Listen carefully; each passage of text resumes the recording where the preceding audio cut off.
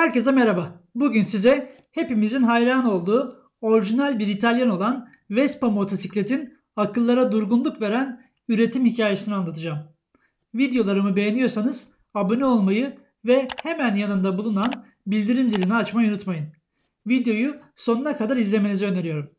Bu kısa ve etkileyici hikaye motosikletlere bakış açınızı değiştirecek. Başlıyoruz.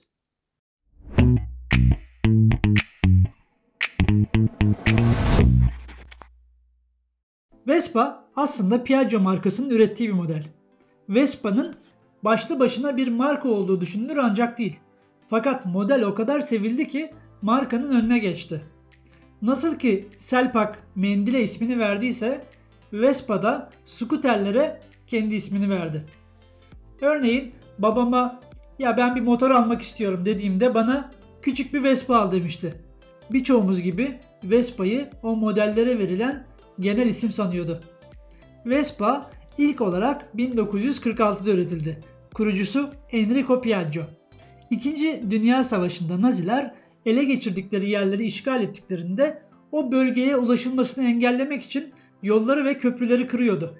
O dönem İtalyanlar bu bozuk yollarda ilerlemek için Amerika Washington'dan Cashman markalı motorlar satın almışlardı.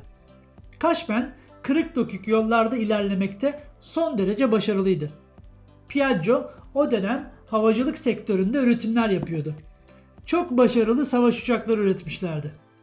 1945'te fabrikalar yerle bir edildi ve Enrico Piaggio'nun fabrikaları yeniden inşa etmesi için parası yoktu.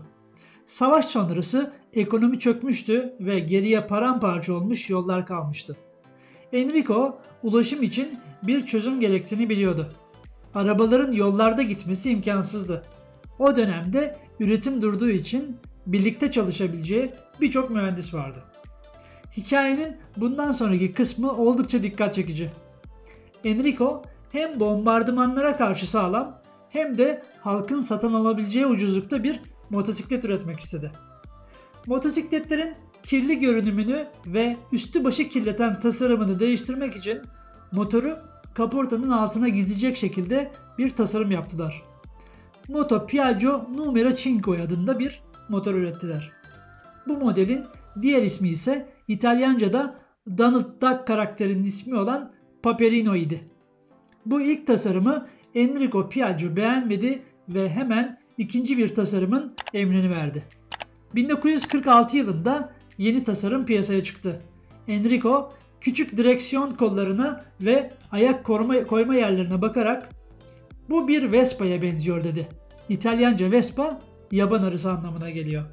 Motoru yaban arısına benzetmişti. Üretim uçak üretmeye nazaran çok daha ucuzdu. İlk yılında 2500 adet Vespa satıldı. Ertesi yıl satışlar 10.000 adede yükseldi. Vespa resmen küllerin arasından doğuyordu ve bir sonraki yıl 60.000 sattı. İtalyanlar Vespare fiilini hayatlarına soktular. Bu kelimeyi bir yerden bir yere gitmek anlamında kullanıyorlardı. Vespa'nın en büyük reklamı 1952 yılında Audrey Hepburn ve Gregory Peck'in Vespa ile Roma'yı bir uçtan bir uca dolaştıkları Roma tatili filmiyle oldu. Bu filmden sonra 100.000'in üzerinde Vespa satıldı.